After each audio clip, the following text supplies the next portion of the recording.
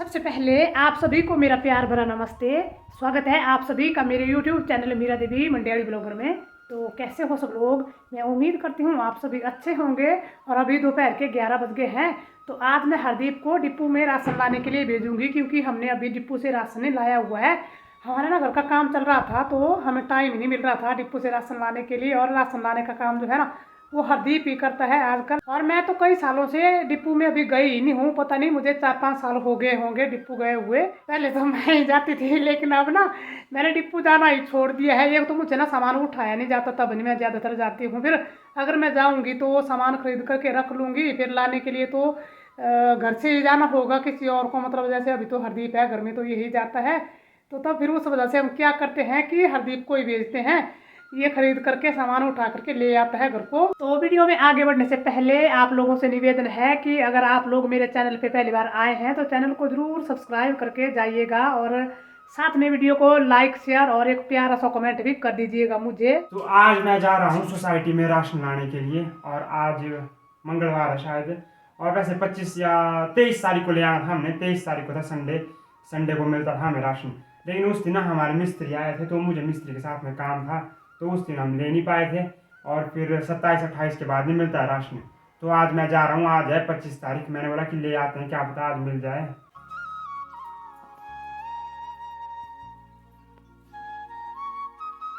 तो हरदीप तो चला गया है डिपू से राशन लेने के लिए, और मुझे उसने बोला है कि मम्मी ना धूप में बाहर मत निकलना, क्योंकि बाहर लगी हुई है धूप। और धूप में मुझे पता क्या होता है, मेरी होती है सिर में दर्द इतनी भारी ना, कि मुझे तो ये गर्मियों का मौसम जो है ना, ये निकालना बहुत ही मुश्किल हो जाता है सच में। तो आजकल गर्मियों में मैं तो कोई चीज़ अच्छे से खा भी नहीं सकती हूँ। मुझे तो खाना पीना भी मुश्किल हो जाता है। और मुश्किल इस वजह से होता है ना मुझे, कि मेरे सिर में होती है दर्द। और ये सिर की दर्द पता मुझे कब से होती है, काफ़ी टाइम से होती है मुझे ये। अगर मैं थोड़ी देर बाद धूप में जाऊंगी ना, तो मेरा सिर तो फटने लग जाता है आजकल गर्मियों में। तो उस वजह से फिर मैं क्या करती हूँ कि धूप में मैं ज़्यादा जाती ही नहीं हूँ फिर बाहर। और एक बार मुझे पीलिया हुआ था ना, तो उस पीलिए ने तो मेरा सारा शरीर ही बर्बाद कर दिया है। क्योंकि जब से मुझे पीलिया हुआ था ना, उसके बाद मेरा शरीर तंदुरुस्त नहीं रहता है। आज से कम 6-7 साल पहले की बात है। मुझे एक कुत्ते ने काटा था, मतलब हमारा अपना घर का एक कुत्ता था वो। तो ऐसे दांत गाड़े थे उसने। फिर मैं चली गई हॉस्पिटल डॉक्टर के पास, तो उन्होंने बोला कि आपको इंजेक्शन लगवाने पड़ेंगे। कुत्ते काटने के इंजेक्शन ज़रूरी होते हैं लगवाने, तो मैंने भी वो इंजेक्शन लगवा दिए थे। और उन इंजेक्शन लगवाने से मुझे हो गया पीलिया। और वो पीलिया मुझे इतना भयानक हो गया था, मतलब इतना ज़्यादा पीलिया हो गया था मुझे, वो मेरे दिमाग में चढ़ गया था वो पीलिया। मतलब मेरे सिर में तब इतनी भारी दर्द होती थी ना, ये मेरा सिर जो है ना, ये पूरा सिर जो है, मतलब ऐसे लगता था कि जैसे ये फट रहा है। और मैं ना तो बात कर पाती थी, ना तो मैं सिर उठा सकती थी। मतलब इतनी बुरी हालत हुई थी उस टाइम तो मेरी ना। फिर उसके बाद मेरा ये सिर दर्द जो है, ये बार बार मुझे होता ही रहता है। तो मैं बहुत परहेज करती हूँ आजकल गर्मियों में तो खाने का। मतलब गर्म चीज़ें तो आजकल मैं कोई खा ही नहीं सकती हूँ। तली चीज़ें कुछ भी नहीं मैं आजकल खा सकती हूँ। और ना ही तो फिर मैं धूप में कुछ काम कर सकती हूँ। सच में बहुत ज़्यादा मुश्किल होती है। और हाथ तो मेरे बोलते रहते हैं कि हमें कुछ काम करना है, पर मैं कुछ कर नहीं पाती हूँ। वैसे ऐसा नहीं है कि मैं कुछ नहीं कर पाती हूँ, मैं काम करती रहती हूँ सारा दिन भर, पर मतलब उतना ज़्यादा भारी काम नहीं कर पाती हूँ। तो आज फिर मैं सोच रही हूँ कि मैं साथ साथ में अंदर मतलब थोड़ी बहुत सेटिंग भी कर लूँगी जब तक हरदीप आएगा डिपू से। नहीं तो अगर मैं बाहर जाऊँगी ना कुछ काम करने के लिए, तो अगर मेरे सिर में ज़्यादा दर्द लगी ना, तो फिर हरदीप भी मुझे नाराज़ हो जाएगा, और वो मुझे गुस्सा भी करता है सच में। ये एक तो वो मुझे ना काम करने ही नहीं देता, वो खुद से काम करने लग जाता है हर काम जो भी मैं काम करती हूँ।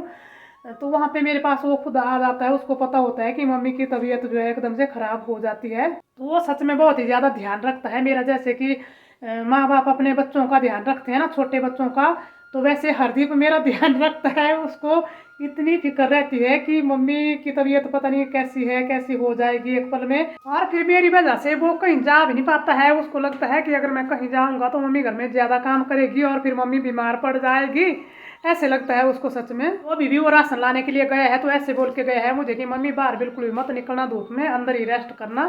तो मैंने बोला है उसको कि ठीक है, मैं अंदर ही आराम करूंगी। और बाहर ना ठंडी ठंडी हवा चल रही है तो साथ साथ में ना, और धूप तो धूप ही होती है।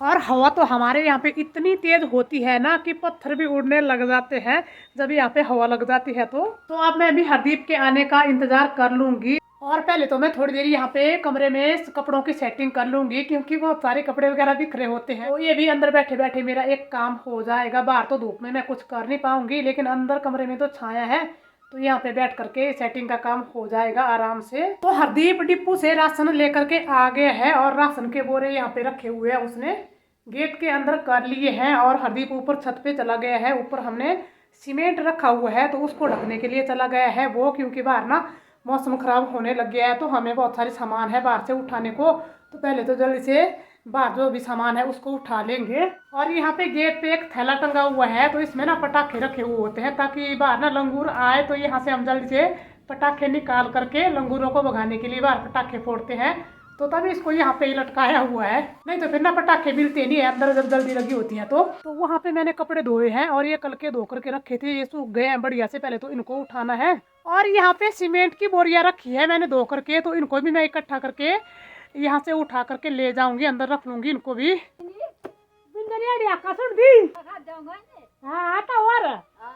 आपके पाकी रे और ऊपर बकरियों के ग्वाले हैं, तो ये ना ऊपर फल फ्रूट खा रहे हैं। आजकल ना पहाड़ों में बहुत सारी फल पके हुए होते हैं, पर यहाँ से दिख तो रहे नहीं है।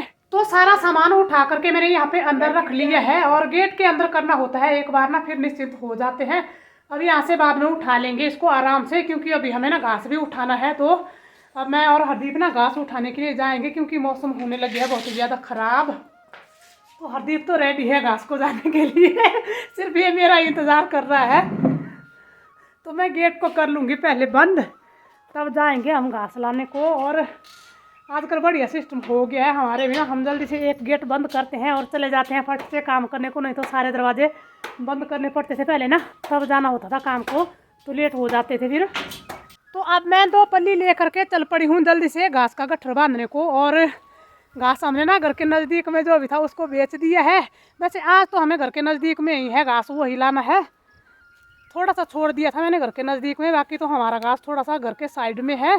तो अभी मौसम ख़राब हो गया है आज ना, तो आज हमारे काम आ रहा है, नहीं तो हमें दूर से घास लाना पड़ना था। वैसे उतनी ज़्यादा दूर भी नहीं है, तो पर थोड़ा सा साइड में है घर के, पर वहाँ पे जाने को अभी हमें टाइम ही नहीं लग रहा था। तो अभी मैं सोच रही थी कि हितेश भी आएगा घर ना, तो तब फिर ये दोनों हो जाएंगे ढोने वाले। तो तब मैंने प्लान बनाया हुआ था कि जब ये दोनों घर में होंगे इकट्ठे, तो तब ढोएंगे हम जो साइड वाला घास है हमारा वहाँ से उसको। लेकिन अब याद ना मौसम को ख़राब होते देख करके मैंने बोला कि चलो थोड़ा सा यहाँ पे नज़दीक में जो भी है उसको उठा लेते हैं, अगर भगवान उठाने देंगे तो।